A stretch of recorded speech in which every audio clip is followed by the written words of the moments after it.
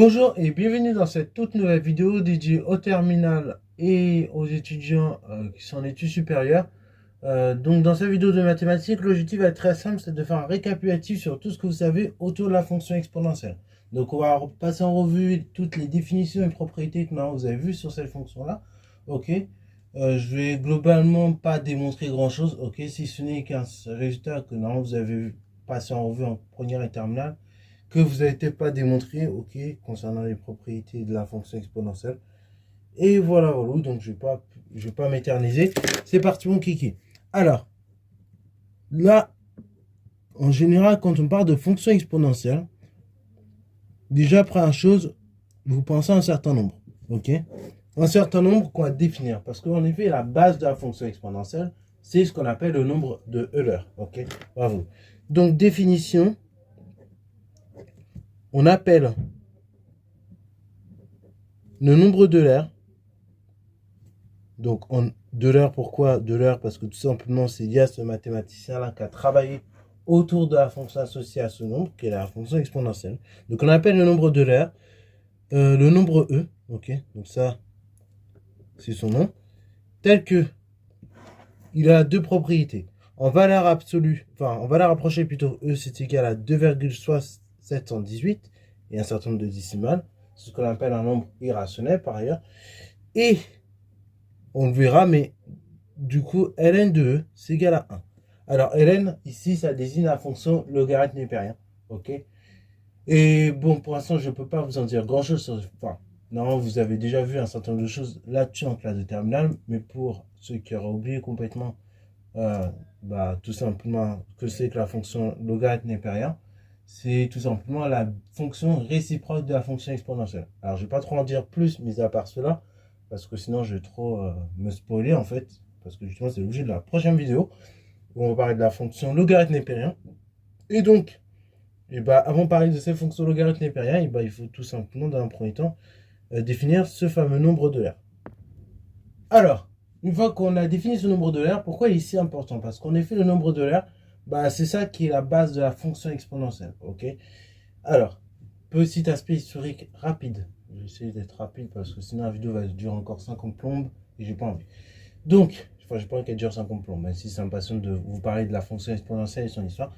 Mais, petit aspect historique rapide, il faut savoir que la fonction exponentielle, dans les programmes scolaires, on vous en parle toujours un petit peu avant la fonction logarithme népérien. Pourtant, d'un point de vue historique, c'est la fonction logarithme népérien qui a été découverte, ok? Puisqu'en effet, cette fonction qui est la fonction logarithme népérien, présentait déjà à l'époque de nombreuses applications, notamment en astronomie, ok? Et on utilisait déjà des échelles de type logarithmique dès le 16e siècle, et la formalisation même de la fonction logarithme népérien s'est effectuée au début du 18e siècle à peu près, ok? Justement dans le but de calculer la quadrature, ou autrement dit l'aire sous la courbe de la fonction inverse, ok? Durant son domaine de définition, en particulier, je crois, entre 1 plus infini, ce qui a donné naissance à la fonction logarithme népérien. La fonction exponentielle, elle apparaît toujours dans le même siècle, 18e siècle, et elle apparaît légèrement après, ok? Plutôt vers le milieu, vers la fin du 18e siècle. Et là, pareil, derrière, elle a pu présenter de nombreuses applications, puisque ça aide de ce genre de fonction qu'on peut étudier un certain nombre de populations, comme celle de bactéries, ok, qui suivent une croissance exponentielle. Ok, et un certain nombre de phénomènes physiques autres que la croissance de bactéries suivent ce genre de croissance.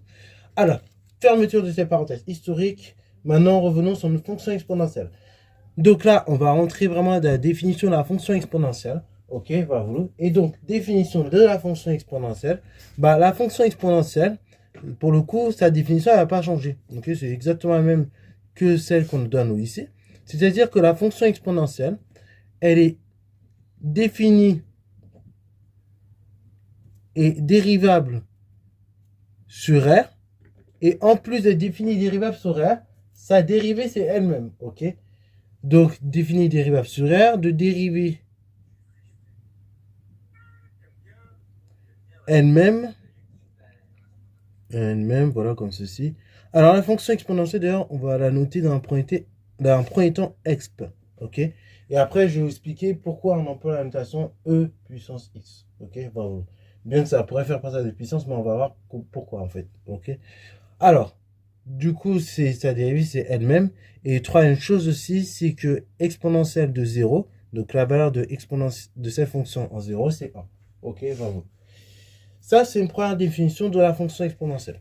Une fois qu'on a défini ce qu'est la fonction exponentielle, et donc défini la notion de dérivée, enfin, qu'on a établi que la fonction exponentielle est dérivable sur R, bah, dérivable, il faut savoir que ça implique continu. Ok, bravo. Ça, on a vu ça dans la précédente vidéo.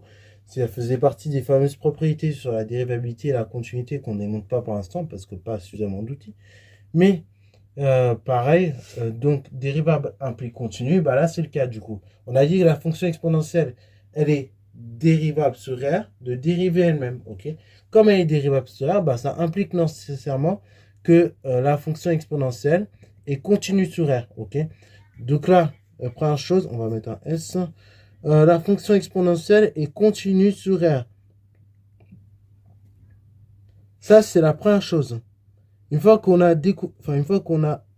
dit ça, deuxième chose, c'est que la fonction exponentielle, on peut la dériver sur R. Ok, donc elle a minima de classe C. Ok, et sa dérivée, bah, il trouve que comme c'est elle-même, c'est encore exponentielle. Donc elle continue. Et on peut renouveler cette opération à l'infini par dérivabilité de l'exponentielle. Donc en fait, en plus d'être continue sur R, ces fonctions, et bah, la fonction exponentielle est de classe C infinie. Ok, exponentielle et de classe C infini. Alors, c'est infini, bien évidemment, sur R. Voilà, alors du coup, classe C infini, je rappelle, c'est quoi le principe? Bah, quand vous avez une fonction qui est de classe C infini sur un intervalle donné, c'est-à-dire que cette fonction elle est dérivable à infini, et sa dérivée à l'infini, et bah du coup, à chaque fois, elle est continue. Ok. Bon, du coup, ça c'est nickel. Une fois que c'est fait, et ben on va revenir sur les propriétés algébriques de la fonction exponentielle. Ok. Donc là, on a vu les propriétés en termes de dérivée. Oui, dernière chose. Propriété en termes de dérivée, et toujours dans la continuité, hein, des propriétés sur la dérivée et donc des propriétés analytiques, c'est que la fonction exponentielle, première chose, elle est positive sur R.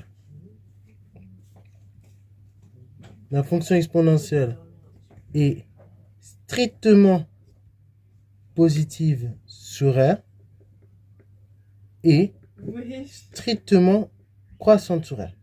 Alors, en réalité, ça se démontre en 2 lignes. Je ne vais pas refaire la démo. Vous pourrez revoir la vidéo que j'ai faite à ce sujet-là en classe de première. Mais pour démontrer le fait que la fonction exponentielle est strictement croissante sur R, vous repartez du fait qu'elle est strictement positive, ok, et qu'elle est dérivable là, ok. Donc la fonction exponentielle est dérivable, sa dérivée c'est elle-même, sauf qu'on a dit que elle-même, donc la fonction exponentielle, elle est strictement positive sur R, donc strictement positive, la dérivée est strictement positive sur R. Par conséquent, la fonction exponentielle est strictement croissante. Ok, donc ça c'est pour les propriétés analytiques. Donc ça c'est vraiment les propriétés bases que vous devez avoir en tête. Une fois qu'on a dit ça, on va pouvoir passer aux propriétés algébriques de la fonction exponentielle. Alors, mais avant, alors oui, on va passer aux propriétés algébriques et après je vais vous expliquer le lien entre le E et exponentielle, pourquoi on note exponentielle telle qu'elle est notée par la suite, de façon habituelle. Donc, quel que soit AB appartenant à R, quel que soit N dans Z, on va pouvoir écrire les propriétés algébriques qui suivent. Tout d'abord, exponentielle d'un produit. Exponentielle de A fois exponentielle de B. Et bien ça, vous pouvez dire c'est exponentielle de A plus B. Comme ceci. Ok. Le produit de deux exponentielles fait une somme d'exponentielles. Ensuite, deuxième chose, exponentielle de moins A. Je vais dire moins B, voilà, pour que ça soit cohérent avec la suite. Exponentielle de moins B. Et ben je peux dire quoi? Et ben je peux très bien dire c'est 1 sur exponentielle B. Troisième chose, en termes de propriété au niveau de la fonction exponentielle. En termes de propriété, du coup, on peut dire de même, tout à l'heure on a dit qu'un produit de deux exponentielles, ça fait une somme d'exponentielles.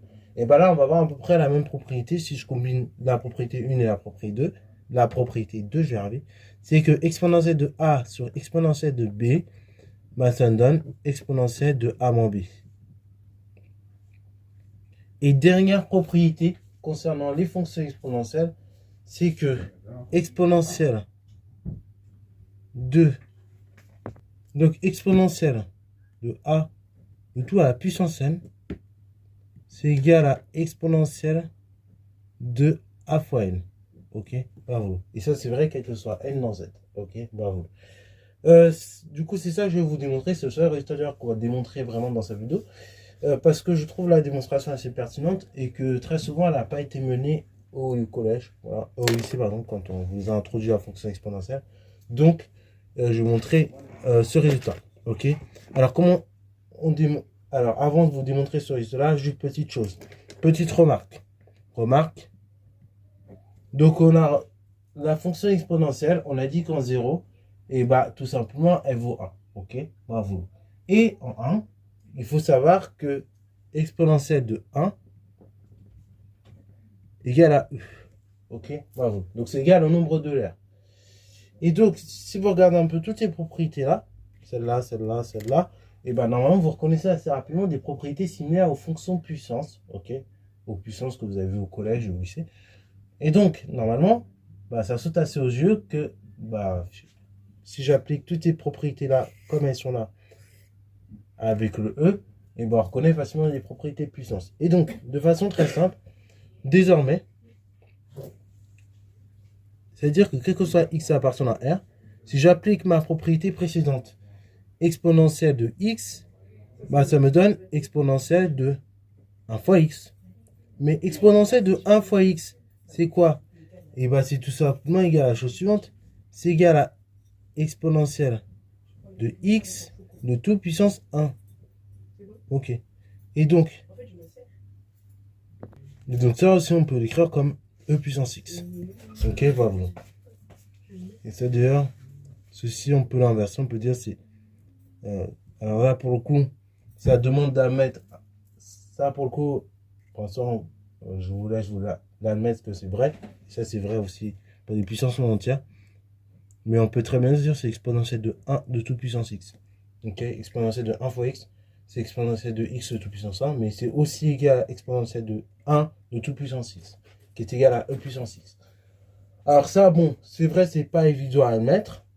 C'est pas évident à mettre parce qu'en fait, il nous manque un outil qui est la fonction logarithme népérien, qui nous permet de passer de l'un à l'autre assez facilement. Mais quand on a vu la fonction logarithme népérien, et ben vous comprendrez pourquoi il est assez évident de passer de là à là. Ok. Mais là, pour l'instant, je vous demande de la mettre. Et donc, c'est de là que comme exponentielle de 1, c'est E, et que l'on le met tous à la puissance x, ça donne e puissance x. Ok. Alors, une fois que cela est dit et fait, et ben maintenant, on comprend mieux pourquoi la fonction exponentielle est notée ainsi. C'est lié plutôt au fait que l'exponentielle de 1, c'est E. Ok. Et ça, c'est bien pratique. C'est mieux de noter les fonctions comme ça. Et donc, ça va être pratique puisqu'on va pouvoir écrire toutes ces propriétés juste comme ça. Donc, exponentielle de A fois exponentielle de B qui nous donne exponentielle de A plus B, par exemple. Bah, vous voyez, c'est beaucoup plus simple. Ça ressemble à des propriétés sur les puissances. Exponentielle de moins B qui nous donne 1 sur exponentielle de B. Bah, vous voyez, c'est beaucoup plus simple à écrire. De même, exponentielle de A sur exponentielle de B, bah, c'est exponentielle de A moins B. Comme ceci, vous voyez, ça c'est simple à écrire. Et de même, exponentielle de A de toute puissance n qui me donne exponentielle A fois n. Bon, vous voyez, c'est exactement très similaire à des propriétés qu'on aurait déjà vues sur les puissances. Alors du coup, démonstration. Une fois que j'ai fait cette petite remarque, on va démontrer juste le résultat 4. Donc on démontre 4. Je vais numéroter 1, 2, 3, 4. Donc on démontre le résultat 4. Alors là, vous allez voir votre première démonstration un petit peu hors lycée. Voilà, démonstration de sup. De sup. Donc, démonstration 4, qu'est-ce qu'il nous faut comme élément? Et ben on va prendre un certain nombre d'éléments, à savoir donc des réels. Donc soit A, là, dans cette démo, vu qu'on va démontrer 4, juste, on va prendre A appartenant à R. Donc soit A appartenant à R. Le but est de montrer, on veut montrer que, quel que soit n appartenant à n, pour toutes les valeurs de A appartenant à R, en fait, on a exponentielle de a, le tout à la puissance n, qui est égal à exponentielle de a fois n. Alors, je vais rester comme ça dans un premier temps, mais vous verrez, je vais vite passer à la notation comme ça de exponentielle. Mais juste, dans le cas de la démo, je vais laisser comme ça, pour qu'on puisse bien faire les choses. Alors, plusieurs manières de mener cette démo. Là, soit on va la mener comme je vais le faire, c'est-à-dire par un raisonnement par récurrence, ou soit on peut aussi faire par une suite géométrique. Ok, voilà, c'est un raisonnement un peu original qu'il fait aussi en première, que j'avais vu qu'on fait en première comme ça. Mais moi là, je vais raisonner par récurrence dans un premier temps. Ok, alors revenons à la chose suivante. Alors d'ailleurs, c'est dans la propriété, le but c'est de montrer ce résultat à z. Donc on va dire quel que soit n appartenant à z, on veut montrer ce résultat là. Bon, dans un premier temps,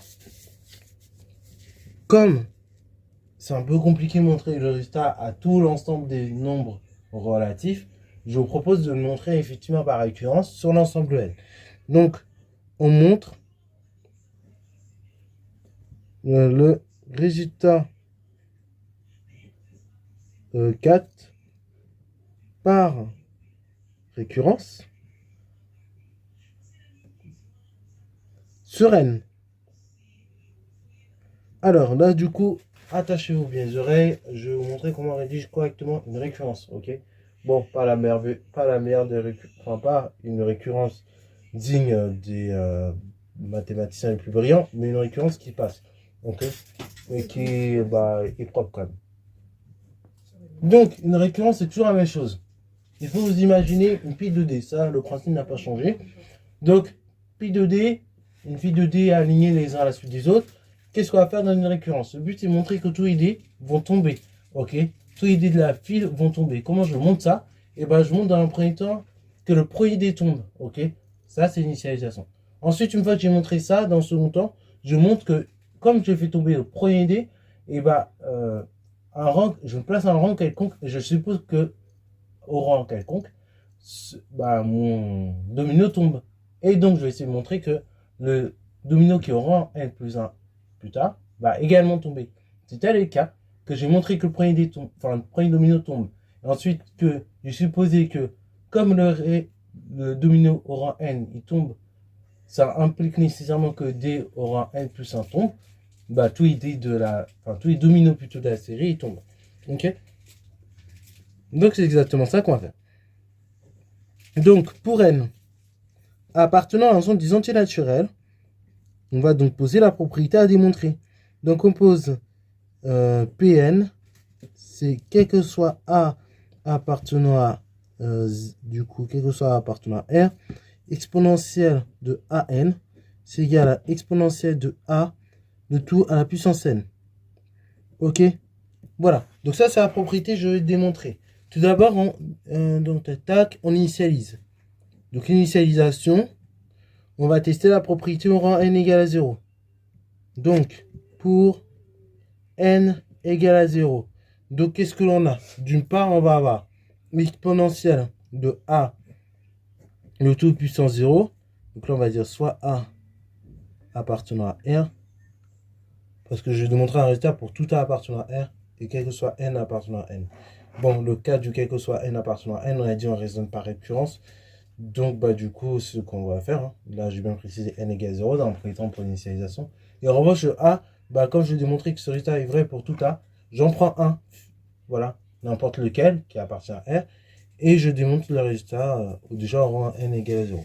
Ok, donc soit a réel, exponentielle de a, le tout puissance 0, exponentielle de a, ceci est un réel, ok, puisque a est un réel, exponentielle de a, comme elle va de l'ensemble des réels vers l'ensemble des réels, cette fonction, et du coup, l'exponentielle, ça va donner un réel qui est même strictement positif, mais en soi, on s'en fiche un petit peu, puisque l'intérêt, c'est de savoir que c'est un réel. Et donc, un réel, le tout à la puissance 0, ça ne change pas changer, ça fait 1. Et exponentielle de a fois 0, c'est donc exponentielle de 0. Et ça, j'ai rappelé en tout début de vidéo, ça fait 1. Ok. Donc, là, c'est parfait, j'ai l'égalité au rang n égale 0. Donc, P0 vrai. P0 vrai. Maintenant, le but, c'est de montrer que cette propriété est vraie pour tout n. Donc là, on va procéder à l'hérédité. Donc, l'hérédité, c'est quoi le principe? ben, on va dire soit n appartenant à l'ensemble des entiers naturels. On suppose Pn vrai. Ok, c'est-à-dire on suppose la propriété vraie à ce rang n. Donc, montrons. Le but maintenant, c'est de montrer Pn plus 1. Ok. On a supposé Pn vrai. Maintenant, montrons Pn plus 1. C'est-à-dire, montrons que la propriété est vraie au rang n plus 1. Donc, pour cela, une technique que l'on peut mettre en place. Quand on veut montrer une égalité, je pars de l'égalité. Ok. De l'égalité énoncée. Donc, l'égalité énoncée, c'est quoi? C'est exponentielle de a fois n qui est égal à exponentielle de a le tout puissance n. Comment je vais le montrer sur l'histoire au rang n plus 1? Et bien, du coup, je vais calculer exponentielle de a le tout puissance n plus 1. Donc, calculant tout simplement exponentielle de a le tout puissance n plus 1. Donc là, pareil, je vais dire soit a appartenant à r, parce que du coup, je vais montrer que sur l'état, il y a encore vrai pour tout r, pour tout a appartenant à r. Donc, on y va. Exponentielle de a, le tout à la puissance n plus 1, c'est quoi? Bah, c'est exponentielle de a, de tout à la puissance n fois exponentielle de a. Ok, jusque-là, on est d'accord. Et après, là, pareil, exponentielle de a, qu'est-ce que je sais sur exponentielle de a? Et bien, on a supposé Pn vrai. Donc, Pn vrai, c'était que exponentielle de a puissance n, c'est égal à exponentielle de a fois n. Donc là, je reconnais ici exponentielle de a fois n. Et ça, c'est vrai par hypothèse de récurrence. Voilà, ce que je viens de souligner ici, ça s'appelle l'hypothèse de récurrence. Donc ça, c'est exponentielle de a fois n multiplié par exponentielle de a. Ensuite, là, j'applique la propriété numéro 1. Exponentielle d'un truc fois exponentielle d'un autre truc. J'ai dit que le produit de deux exponentielles, c'était la somme, enfin ça faisait donc une somme d'exponentielles. Donc du coup, le produit des exponentielles, c'est égal à la somme d'une exponentielle. Donc c'est égal à quoi? C'est égal à a fois n plus a. Et donc le tout sur l'exponentielle. Ce qui fait donc exponentielle directement de n plus 1 a. Et donc là, ce qui démontre bien Pm plus 1. Ok. Donc là, bah, conclusion.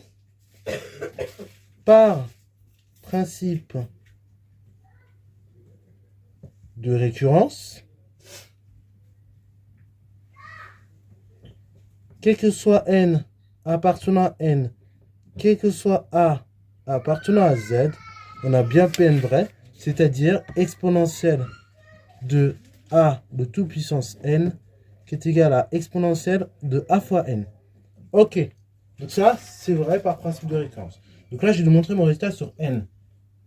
Le a, on s'en fiche, on a dit que c'était vrai pour tout a. Ce que je viens d'écrire. Bon, le problème, moi je ne voulais pas montrer le résultat sur n, je voulais montrer le résultat sur un ensemble plus large que l'ensemble z. Bon bah pas de problème. Donc maintenant, on va appliquer les résultats précédents sur z. Donc là cette fois-ci, je vais prendre n qui appartient à l'ensemble des entiers relatifs, mais privé de l'ensemble n. Donc en fait, l'ensemble des entiers relatifs strictement négatifs. Ok? Donc j'exclus 0 ainsi en faisant ça. Donc voilà, n est dans cet ensemble-là. Et donc l'idée, c'est d'exprimer exponentielle de a fois n. Ok? Donc exponentielle de a fois n. Donc, comment qu'on peut exprimer ça? Eh ben, on peut dire c'est 1 divisé par exponentielle de l'opposé. Donc de moins a fois n. Ok? Et là, maintenant, je vais appliquer la propriété précédente. Ok? La propriété, j'ai démontré sur n. Puisqu'en effet, n appartient à z privé de n. Donc ici, quand vous avez moins n, hier, tu me disais pour ton repas de Noël, vous avez eu quoi alors? ça appartient. Donc du coup, comme je le disais, n il appartient à z privé de n. Donc quand vous allez prendre son opposé, c'est-à-dire moins n, ça appartient forcément à n. Ok? Juste petite chose, j'ai oublié de préciser, mais A, bien évidemment, ce que j'écris, c'est vrai pour tout A. Donc A, bah, c'est un réel quelconque. Et pourquoi j'ai dit ça? Que moins n appartient à n, parce que du coup, je pourrais appliquer la propriété précédente. Donc, la propriété j'ai démontré sur n, c'est que exponentielle de n fois a, bah, c'est exponentielle de a le tout puissance n. Bah là, du coup, je vais pouvoir écrire que c'est exponentielle de a de tout puissance moins n. Ok? Et ça, c'est 1 sur. Donc exponentielle de an. Ok, j'ai 1 divisé par exponentielle de a à la tout puissance moins n. Bah, je remonte. Hein. D'où exponentielle de an égale à exponentielle de a le tout puissance n. Ok. Là, bah, tout simplement, ce que j'ai fait, c'est que j'ai dit 1 sur exponentielle de a le tout puissance moins n. Bah, j'ai réinversé le truc. Ok. J'ai dit, bah, là, le moins, je change en plus. Et donc, ça fait exponentielle de a le tout puissance n. Donc là, ça démontre bien le résultat sur z. Ok. Et pour tout ça, bien évidemment, appartenant à R. Ok. Donc, d'où le résultat sur. D'où le résultat.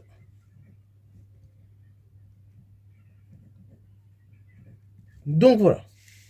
Une fois qu'on a démontré ces formules, enfin ces formules algébriques, en particulier A4, qui me semblent un peu plus pertinentes que les autres à démontrer, qui normalement ont déjà été plus ou moins démontrés au lycée. Voilà. Maintenant, l'idée, c'est de vous introduire dans un temps de limite usuelle avec justement ces fonctions exponentielles. Donc, limite usuelle, il y en a quelques-unes que vous devez avoir en tête. J'en démontrer une parmi toutes celles-là.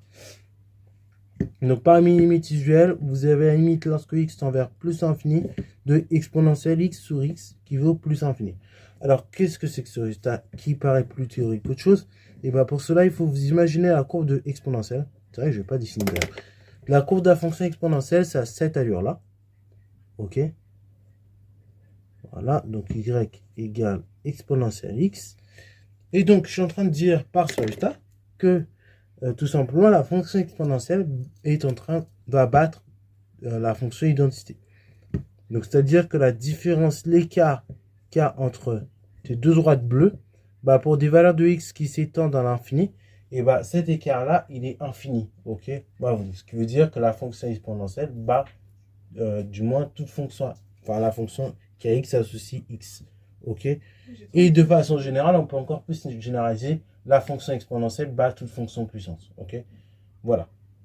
Ensuite, deuxième chose, c'est que la limite, du coup, lorsque x tend vers, cette fois-ci, c'est plus infini de exponentielle x sur x puissance n. Du coup, en effet, c'est plus infini, c'est ce que je vous disais, avec n appartenant à n, sinon ça ne marche pas. La fonction exponentielle, en effet, elle va battre toutes les fonctions puissance. Alors oui, en réalité, je pourrais prendre n appartenant à l'ensemble z, c'est-à-dire je pourrais prendre des valeurs de n négatives, mais du coup, avec des valeurs de n négatives, bah là, c'est plus forcément enfin, en plus infini. Bah là, ça se voit assez directement que les fonctions puissance, dans ce cas-là, sont largement écrasées par la fonction exponentielle. Donc là, par exemple, je vous prends ce cas de figure, y égale à x. On va juste poser pour x égale à 2. Voilà, donc ça, enfin pour n égale 2, bah ça donne ça, par exemple. Ok, donc y égale x au carré. Bon, c'est un peu plus concave, enfin c'est un peu plus convexe, mais l'idée est là. Voilà, c'est qu'en plus infini, l'écart entre cette courbe et cette courbe, bah, il est infini. Ok, de même que là. Donc voilà. Donc ça, c'est pour les limites usuelles. Il y en a encore deux autres que vous devez avoir en tête. C'est en moins l'infini. Donc en moins l'infini, la limite lorsque x tend vers moins l'infini de x exponentielle moins x. Là, ça va vous paraître un peu abstrait, mais cette limite-là, lorsque x tend vers moins l'infini, x multiplié par exponentielle x, c'est un plus, voilà. Ceci fait 0. Ok, voilà. Alors ça, c'est vrai que ce résultat est il n'est pas évident à saisir. Et pour le démontrer, il faudrait partir de celui-là. Ok, là, pareil, idée de preuve. Pour démontrer ça, ce qu'il faut faire, c'est dans un premier temps, et bah, vous allez transformer un peu cette expression-là. Vous dites que cette expression-là, donc x exponentielle x, c'est égal à exponentielle x divisé par quoi? Donc là, pardon, on va faire même mieux. Exponentielle x, je vais le transformer autrement. Je vais écrire comme 1 divisé par exponentielle moins x. Et ça, pour l'instant, on multiplie par x. On va voir ce qu'on en fait. Et ça, du coup, le x, je vais encore le... Enfin, ce que je vais faire, c'est que x, bah, je peux l'écrire comme la chose suivante. Je peux écrire comme 1 divisé par 1 sur x. Ok. Donc ça fait 1 sur exponentielle moins x fois 1 sur x. Ok. Et donc ça, je peux dire que c'est 1 divisé par exponentielle moins x. Et pour avoir pile la même formule, à place d'avoir x en bas, comme vous avez vu, le x qui est là, c'est le même que le x qui est en exposant de l'exponentielle. Donc du coup, là, j'ai un exponentielle moins x. Donc là, je vais mettre un moins x au dénominateur. Problème, j'ai rajouté un moins au dénominateur. Donc je suis obligé de mettre un moins maintenant au numérateur. Et ça, c'est une croissance comparée. On a vu qu'en plus infini, du coup, ça tend vers plus infini. Ok. Enfin, c'est une croissance comparée à un moins près. Ok, à un signe moins près. Vous vous accorderez. Et donc, après, bah, quand vous divisez par moins 1, vous trouvez bien la formule attendue, ça fait 0. Ok, voilà. Donc, en réalité, il faudrait calculer la limite lorsque x tend vers moins l'infini de exponentielle moins x. Vous trouvez que ça fait plus infini. Et en plus infini, exponentielle x sur x, bah, du coup, ça fait tout simplement plus infini par croissance comparée. Et donc, vous pouvez conclure par composition. Ok, voilà, vous pouvez conclure par composition et quotient. Enfin, une croissance comparée plutôt. Ok. Voilà, donc ça, c'est une autre limite que vous devez avoir en tête. Parmi les limites, la dernière limite, c'est celle-ci. Ta limite lorsque x tend vers, cette fois-ci, 0, de exponentielle x moins 1 sur x qui vaut 1.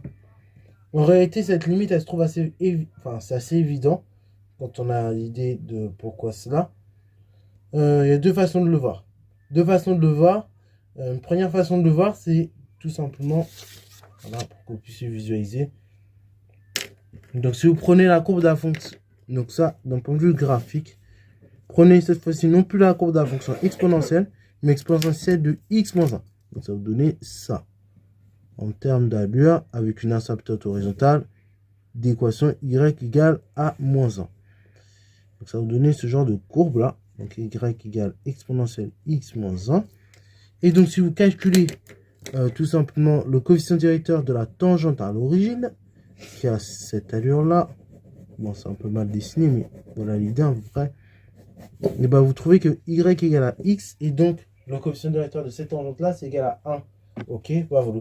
Et donc, du coup, si vous regardez l'écart pour des valeurs de x très petites de ça, ok, de exponentielle x sur de exponentielle x moins 1 et de y égale x, bon, vous voyez que cet écart-là, et ben, c'est très proche. Les deux courbes-là, sont très proches. Ok, voilà. Et donc, quand vous faites le rapport, bah, vous allez avoir un écart qui est de 1. En termes de rapport, hein. J'entends bien. Ok. Pour démontrer ceci, donc la démo, donc le démo limite lorsque x tend vers 0 de exponentielle x moins 1 sur x, qui est égal à 1. Donc, comment je démontre ça? Je vais tout simplement dire la chose suivante. Limite lorsque x tend vers 0 de exponentielle x moins 1 sur x, c'est égal à exponentielle x moins exponentielle 0. Ok, puisque exponentielle 0 c'est 1. Divisé par x moins 0. Voilà. Donc ça c'est pour la limite. Lorsque x tend vers 0. Or, la fonction qui a x associée exponentielle x, ça on a dit que c'est dérivable sur r. D'où limite lorsque x tend vers 0 de exponentielle x moins 1 sur x, c'est égal à la dérivée de exponentielle en 0. Ce qui est égal à exponentielle en 0, ce qui est égal à 1. Ok, voilà, et donc c'est nickel. Voilà comment on démontre ce résultat en quelques minutes. Voilà, donc c'est tout pour cette vidéo-là. Donc on a fait le tour sur tout ce qui est lié aux fonctions exponentielles. Donc j'espère que cette vidéo t'a plu. Si tel est le cas, n'hésite surtout pas à la liker, commenter et voilà, c'est toi en mathématiques et en sciences.